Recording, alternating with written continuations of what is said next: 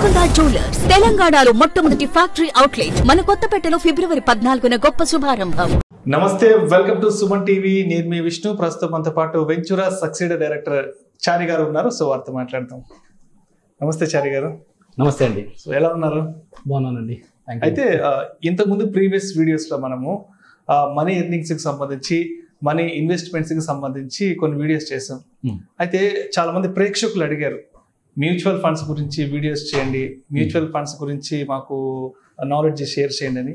So మన ప్రేక్షకుల కోసం మ్యూచువల్ ఫండ్స్ గురించి ఒకసారి క్రిస్టల్ క్లియర్ గా చెప్పండి.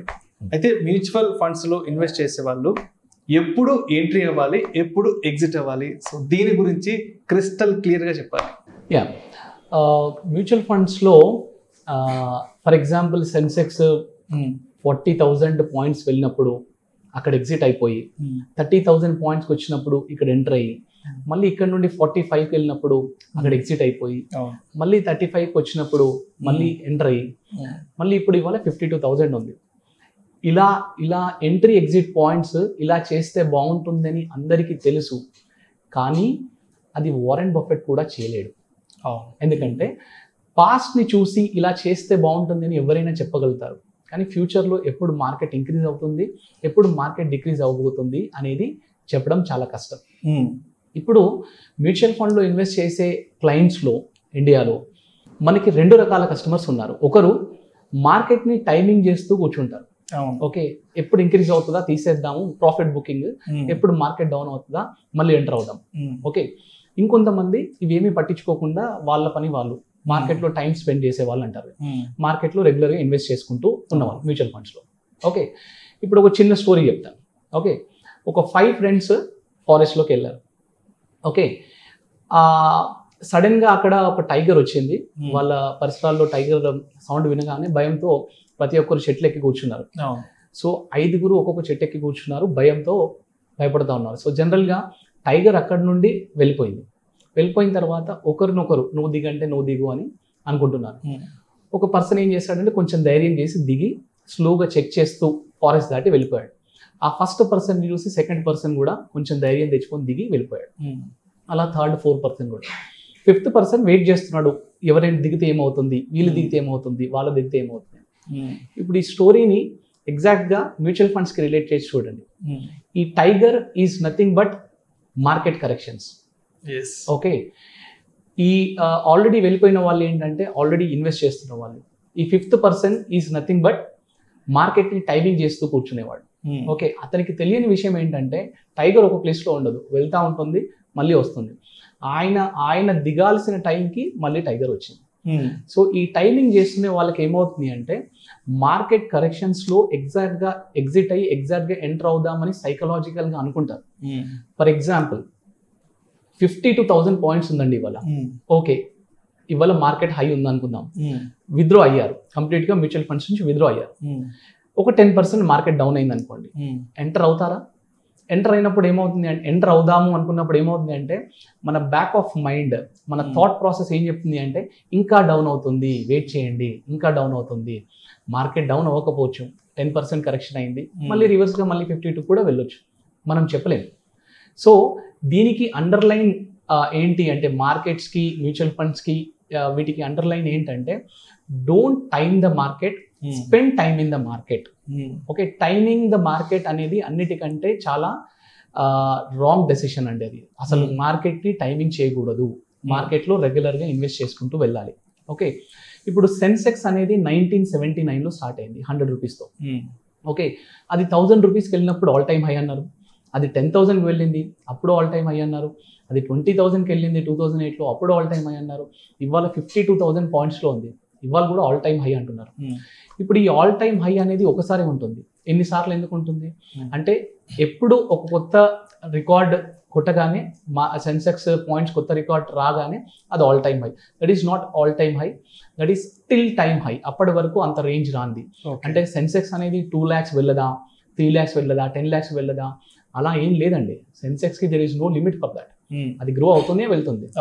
మీరు లాస్ట్ 25 years సెన్సెక్స్ గ్రాఫ్ని కనుక చూస్తే హ్యూజ్ గ్రోత్ ఉంది, కానీ సెన్సెక్స్ మార్కెట్ గ్రాఫ్ని ఒక 20 years గ్రాఫ్ని మీరు ఒక కన్సెస్ చేసి పెడితే ఈసీజీ మిషన్ గ్రాఫ్ ఉంటుంది కదా, ఆ గ్రాఫ్ ఎలా ఉంటుంది?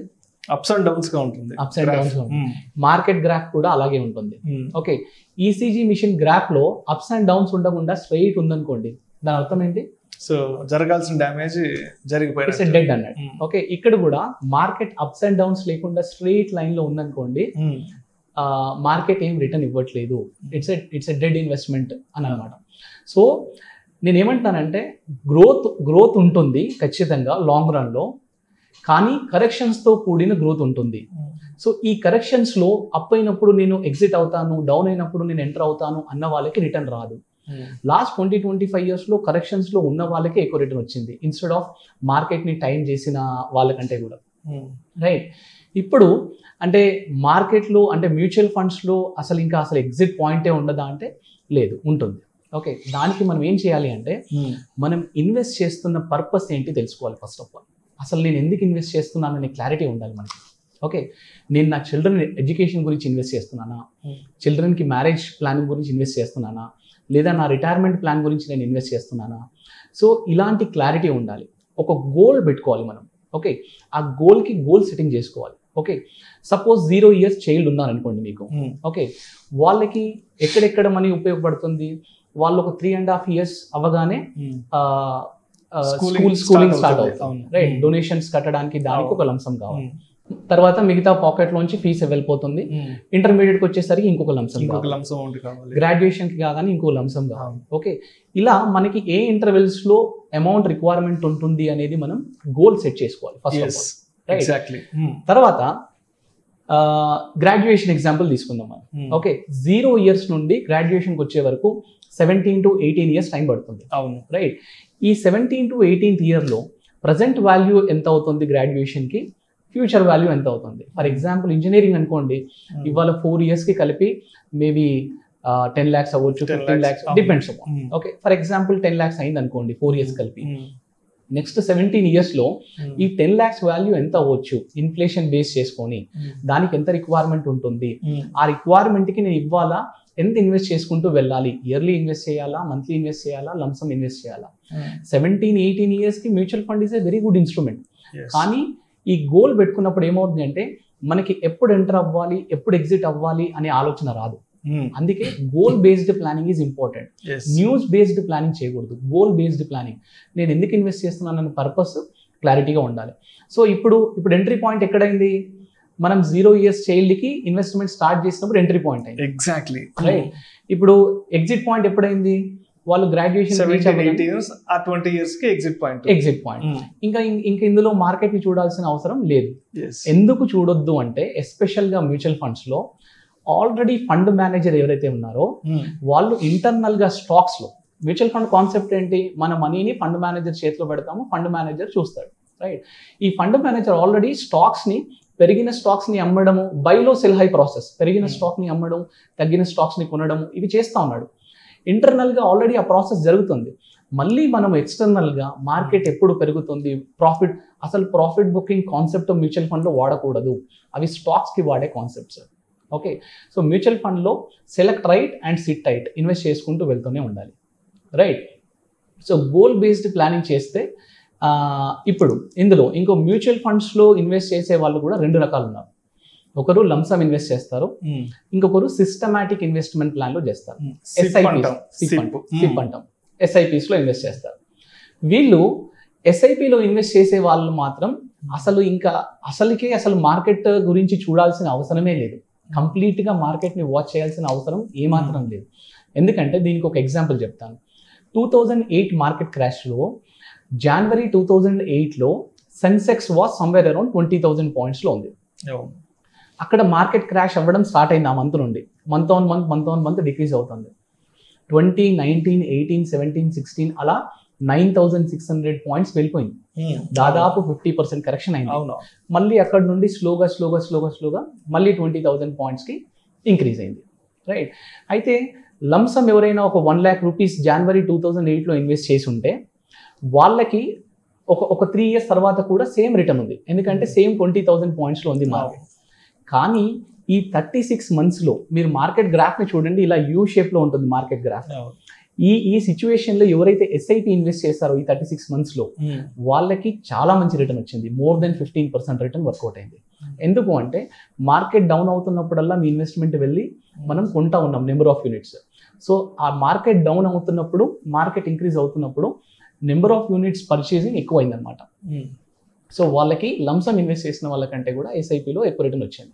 ఓకే, ఒకవేళ లంసమ్ కూడా ఇన్వెస్ట్ చేస్తాను అన్న వాళ్ళు కూడా డైరెక్ట్ లంసమ్ ఇన్వెస్ట్ చేయకుండా, ఫర్ ఎగ్జాంపుల్ ఇలాంటి సిచ్యువేషన్స్లో మార్కెట్ ఎంట్రీ పాయింట్స్ని మనం ఎగ్జాక్ట్గా చెక్ చేసుకున్నప్పుడు ఎస్టీపీ అనే ఆప్షన్ ఉంటుంది, సిస్టమాటిక్ ట్రాన్స్ఫర్ ప్లాన్. సో మనం లంసమ్ని లిక్విడ్ ఫండ్లో పెట్టి అక్కడ నుండి ఈక్విటీలోకి రెగ్యులర్గా వెళ్తూ ఉంటుంది అనమాట. ఇవి కొంచెం సేఫ్గా మార్కెట్లోకి ఎంటర్ అయ్యే, అంటే మేబీ ఇమీడియట్గా ఒకటేసారి ₹1,00,000 పెట్టకుండా కొంచెం కొంచెం కొంచెం మనం ఇన్వెస్ట్ చేసుకుంటూ వెళ్తాం. That is called systematic transfer plan. So నాకు ఒక చిన్న సందేహం కలుగుతుంది. సో ఈ మంత్లీ ఇన్వెస్ట్మెంట్ అనేది మ్యూచువల్ ఫండ్స్ కి సంబంధించి ఎంత అమౌంట్ తో మనం స్టార్ట్ చేసుకోవచ్చు? అంటే ₹1000 వీలవుతుందా, ₹2000 వీలవుతుందా? సో దాని గురించి చెప్పండి. మ్యూచువల్ ఫండ్స్ లో మీరు ఈవెన్ ₹500 తో కూడా మీరు ఇన్వెస్ట్మెంట్ స్టార్ట్ చేసుకోవచ్చు. అక్కడ నుండి ఇంకా దెర్ ఈస్ నో లిమిట్, ఎంత కావాలంటే అంత ఇంక్రీజ్ చేసుకోవచ్చు. మ్యూచువల్ ఫండ్ లో ఉన్న బ్యూటీ ఏంటంటే ఫ్లెక్సిబిలిటీ. అంటే నేను ఇవాళ 500 తో స్టార్ట్ చేశాను, లేదా ₹1000 తో స్టార్ట్ చేశాను, ఒక 2 years తర్వాత నేను 2000 కట్టే కెపాసిటీ ఉంది, నేను ఇంక్రీజ్ చేసుకోవచ్చు, నేను డిక్రీజ్ చేసుకోవచ్చు, నేను స్టాప్ చేసి కంటిన్యూ చేసుకోవచ్చు, నేను ఒక 6 months గ్యాప్ తీసుకోవచ్చు, మళ్ళీ రీస్టార్ట్ చేసుకోవచ్చు అదే పోలియోతో.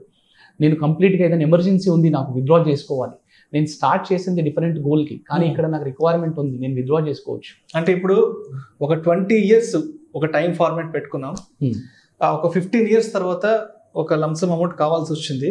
సో 15 years తర్వాత మనం అమౌంట్ వెనక్కి తీసుకోవచ్చా? అంటే ఎగ్జిట్ అయిపోవచ్చు మనం పూర్తిగా? తీసుకోవచ్చు అండి, కంప్లీట్గా విత్డ్రా చేసుకోవచ్చు. ఓకే. సో అందుకే మ్యూచువల్ ఫండ్కి ఉన్న బ్యూటీ ఏంటంటే ఫ్లెక్సిబిలిటీ. ఎప్పుడు కావాలంటే అప్పుడు ఇంక్రీజ్ చేసుకోవచ్చు. ఎప్పుడు ఫర్ ఎగ్జాంపుల్ మీ దగ్గర ఒక ఓవరాల్గా ఫండ్ వాల్యూ ఒక 10 లక్షలు ఉందనుకోండి, అందులోంచి నాకు ఒక ₹1,00,000 ఎమర్జెన్సీ ఉంది, ఓన్లీ పార్షియల్ విత్డ్రాల్ కూడా చేసుకోవచ్చు, కంప్లీట్ విత్డ్రాల్ కాదు, పార్షియల్ గా కూడా విత్డ్రాల్ చేసుకోవచ్చు. అంటే యూజర్ ఫ్రెండ్లీ లాగా మీరు చెప్పడం, కంప్లీట్ యూజర్ ఫ్రెండ్లీ ఉంటుంది.